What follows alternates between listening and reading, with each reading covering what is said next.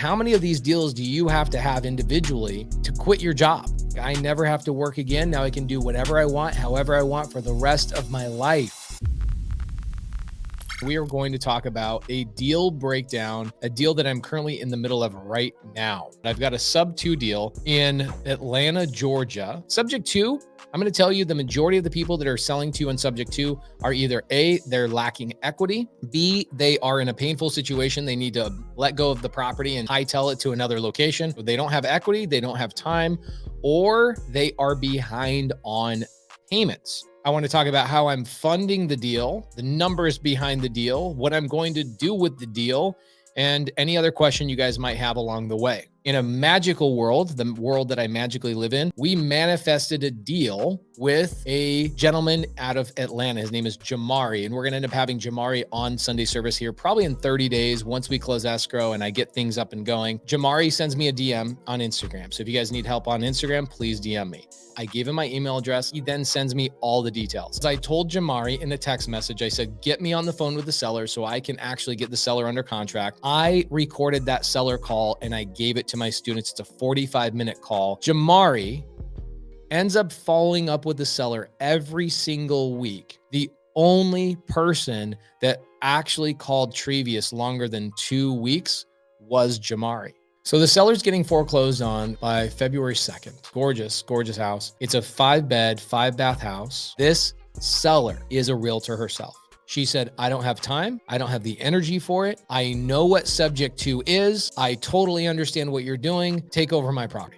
The numbers on the deal is the seller's currently behind $41,000. I'm going to catch up those mortgage payments before I close escrow. And people that are learning Subject to and seller finance, they worry about that, right? Because I'm brand new. How am I going to do that? I don't have $41,000 to catch up the arrears. What are my options? How can I actually take care of those arrears? If it is a property that has no equity, it doesn't cash flow, there's no actual strategy that will help you make money, then typically a short sell is the right answer. The next thing is a loan modification. Inside of Subto Mentorship, guys, we are currently doing a loan modification mini course with Kiki Shrugs. She is currently teaching all of the Subto students on Saturday mornings how to actively run and operate a loan modification business so you can go out and help sellers that are in foreclosure so that you can loan modify and get that amount of money that they owe, $41,000, put onto the back of their mortgage. We want to make sure that we go after somebody's house and try and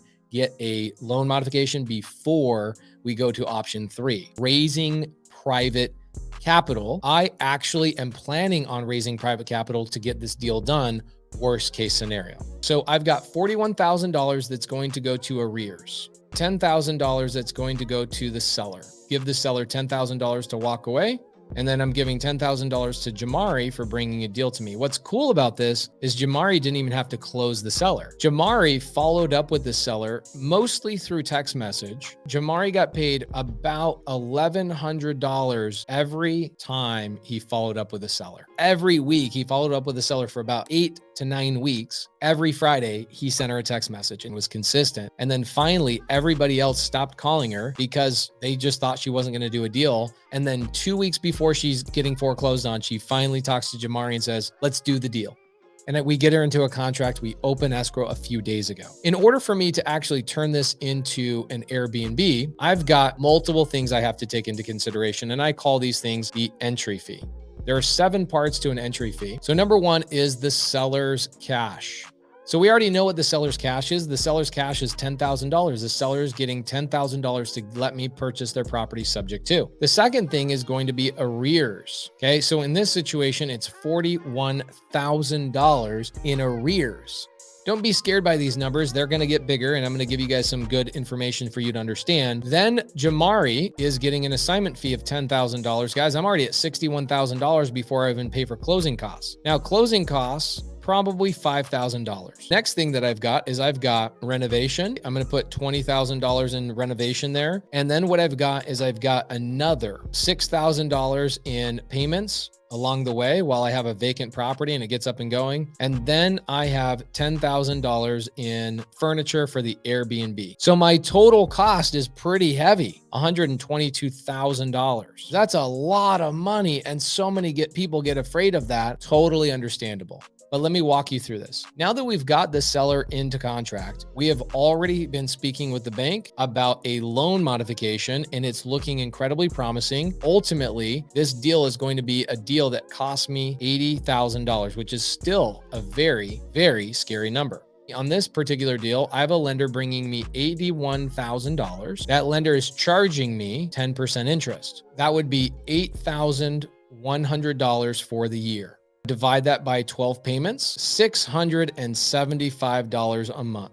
For $675 a month, I'm bringing in a private money lender to cover all of my costs to get into this deal. I also have multiple things to consider. I've got to cover the principal, the interest, the taxes, and the insurance. The monthly payment on this deal is all in $2,500 a month, including the HOA, $2,500 a month. My private money lender, as we already came up with, is $675 a month. The next thing that I've got to worry about is I've got to have management fee, because I'm going to have somebody else manage the property for me. Noah Hoffman manages all of my Airbnbs. He is amazing. We love Noah Hoffman, and we'll bring him on a future episode with you guys in the future. The management fee on this property will be about $1,000 a month. Somebody breaks a lamp, somebody screws up somebody screws up that, whatever. I'm going to have a miscellaneous budget of about $700 a month. And then I'm going to have utilities and some buffer in here of another $1,000 a month. Okay. So my total cost every single month to maintain this property, utilities, cleaning, miscellaneous, oh my gosh, somebody peed on the rug. I'm then going to pay Noah Hoffman to manage the property. It's going to go up on his account, not mine. I don't even have an Airbnb account. That's how disconnected from managing these Airbnbs I am. And then I'm going to make a monthly payment to the underlying Subto mortgage. The mortgage I never qualified for, the mortgage I never called the bank about, the mortgage I never had to worry about ever even applying for, showing tax records, bank accounts, none of that stuff. My total cost to get into this deal every single month with no money out of my pocket, $5,875 a month is what my cost is to be the owner of this property. We've done so many examples for you guys on lower end deals that didn't cost that much money, but I'm just showing you one of the 3 deals I'm actively doing outside of Arizona. I have 3 deals right now in escrow that are seller finance or subject to. We have 2 more that are coming under contract tomorrow. These are just the outside of state ones, not including the ones in Arizona. This deal, I get it. It's $5,875, but the beautiful thing about this is that it will bring in $11,000 a month on Airbnb average every single month. Now, there's going to be months that are 15 grand. There's going to be months where it's $7,000. The average monthly income of this property is $11,000. And what does that mean? After all my costs, after all my management, after all my payments are made, after everything is done, taking out that $5,875, I will net $5,125 every single month from a deal that I didn't have to qualify for. I didn't have to apply for. I didn't have to cold call. I didn't even have to really do much. Jamari is the one that brought the deal to the table. He's the one that followed up with the seller. This is the beautiful thing about creative finance. I didn't have to talk to the bank. I didn't have to go to a bank. I didn't have to use my credit. I can close escrow on this house tomorrow with $0 in my bank. I will buy a $700,000 house in Atlanta, Georgia, 5-bed, 5-bath that will net me $5,125 every single